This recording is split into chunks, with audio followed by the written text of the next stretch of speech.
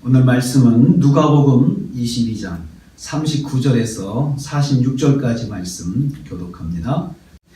예수님의 생애 마지막 주간은 구속의 완성을 위한 절정의 기간이었습니다. 이 기간 동안 마지막 주간을 예수님께서는 예루살렘에서 지내셨습니다. 이 기간 동안에 예수는 구속사역을 위한 구속의 행동들을 우리에게 보여주셨습니다. 첫째로 예루살렘에 입성하셨습니다.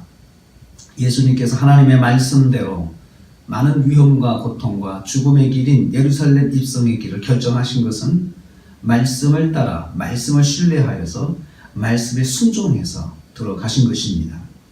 둘째로 예수님은 성전 청결 사건을 통해서 성전을 바로 잡으셨습니다. 잘못된 성전 사용을 바로 잡으셔서 그 구속의 길을 가신 것입니다. 오히려 성전을 바로 잡으신 것이 예수님을 더 어렵게 하는 것이지만 주님은 그렇게 하셨습니다. 이를 통해서 우리는 육신의 성전인 우리의 몸도 바로 잡을 때, 우리가 바로 잡을 때, 예배를 위해서 바로 잡을 때, 기도를 위해 하나님을 만나는 일을 위해서 바로 잡을 때 우리를 통해서 구원의 역사가 일어난다는 것을 묵상하였습니다. 세 번째로 유월절 만찬을 통해서 주님께서 자신의 사망을 설명하시고 사망 설명서를 통해서 우리도 구원의 길을 가려면, 구속의 역사를 이루려면, 구원의 역사를 이루려면 나 자신의 사망 설명이 있어야 된다는 것입니다. 예수님 안에서 내가 죽은 부분들에 대해서 말할 수 있어야 한다는 것입니다. 오늘은 예수님께서 구속의 완성을 위해서 기꺼이 감당하신 구속의 행동 네 번째 행동을 묵상합니다. 기도하심입니다. 기도한다는 것은 하나님을 만난다는 의미를 가지고 있습니다. 하나님을 만나서 바라는 바를 구하는 것입니다. 예수님은 구속사의 마지막 길을 가시면서 하나님을 만나는 시간을 가지셨습니다. 평소에 예루살렘에 오실 때마다 기도하시던 장소인 감람산, 겟세마네 동산이라고도 하죠. 그곳으로 가셨습니다. 이때 혼자 가시지 않고 제자들과 동행하셨습니다. 제자들도 같이 기도해 주기를 원하셨던 것입니다. 구속사의 길을 가시는 데 있어서 빠뜨리지 않고 평소에 하시던 대로 기도를 놓지 않으셨습니다. 기도는 구원의 역사를 이루기 위해서 아주 중요한 행동인 것을 알 수 있습니다. 기도하시는 것은 구원의 역사를 준비하시는 과정입니다. 자신의 고난과 죽음을 준비하는 것입니다. 구원의 역사를 이루는 데 있어서 많은 유혹과 시험이 있기 때문입니다. 예수님은 동행한 제자들에게도 말씀하셨습니다. 유혹에 빠지지 않게 기도하라. 40절 말씀입니다. 또 46절에서는 시험에 들지 않게 기도하라 하셨습니다. 예수님은 이 말씀을 통해서 제자들에게 구속의 역사를 이루는 데 있어서 반드시 유혹과 시험이 있음을 강조하셨습니다. 유혹과 시험은 구속사를 중단하거나 이루지 못하도록 방해하는 상황을 말합니다. 방해하는 상황에 휘말려 실패하지 않도록 조심하라는 말씀입니다. 그래서 제자들에게 기도하라고 하셨습니다. 기도하는 자리로 제자들을 인도하시고 제자들도 같이 기도하기를 부탁하셨습니다. 구원사를 이루기 위한 마지막 일정에서 예수님은 기도하는 것을 빠뜨리지 않으셨습니다. 그리고 제자들이 힘을 더하여 같이 기도해 주기를 바라셨습니다. 기도는 같이 하는 것입니다.